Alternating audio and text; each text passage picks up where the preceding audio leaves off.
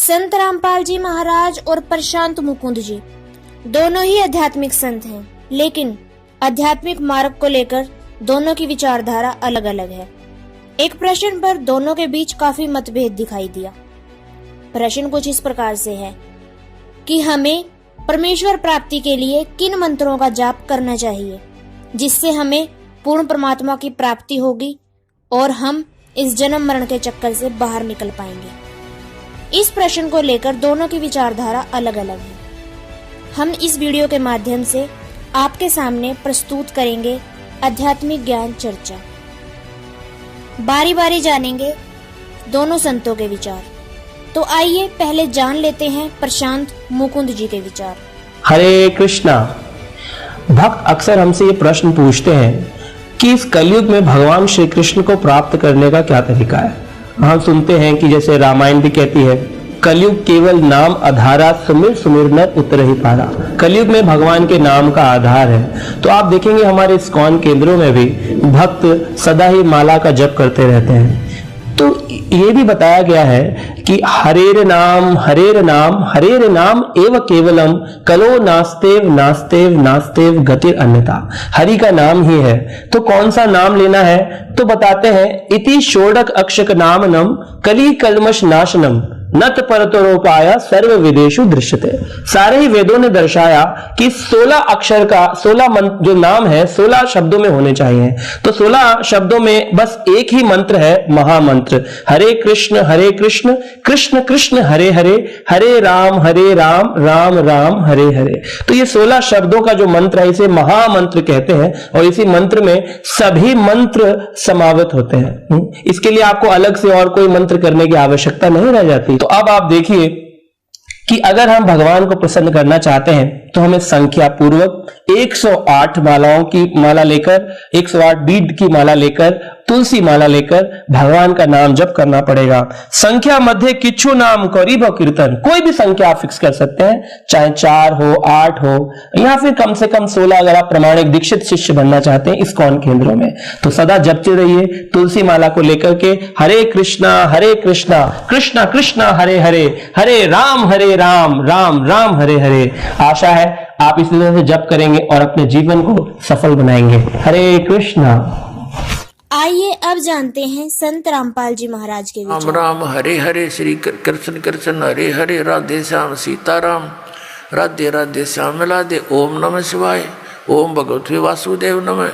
ये गायत्री मंत्र, ये मोक्ष मार्ग के मंत्र नहीं है, ये व्यर्थ है, यूजलेस है। गीता जी अध्याय नंबर 16 के श्लोक नंबर 23 और 24 में स्पष्ट किया कि जो शास्त्र विधि को त्याग कर मनमान्य आचरण करते हैं, मनमानी पूजाएं जाप करते हैं, उनको न तो सुख होगा, ना कोई गति होगी, ना उनकी कोई उनको सिद्धि प्राप्त होगी, अर्थात यूजलेस। इसलिए 16वें अध्याय के फिर 24वें श्लोक में स्पष्ट किया गीता जी में, इससे तेरे लिए अर्जुन कर्तव्य और अकर्तव्य की अवस्था में कौन सी साधना करनी चाहिए और कौन सी त्याग देनी चाहिए। सदग्रंथों को आधार मानना, किसी के लोक वेद पर आधारित मत होना। तो श्रीमद् भगवद गीता हमारा आधार है भक्ति का, पवित्र वेद हमारा आधार है भक्ति का, साधना का। लेकिन पुराण हमारे सहयोगी हैं अध्यात्म ज्ञान को समझने के लिए।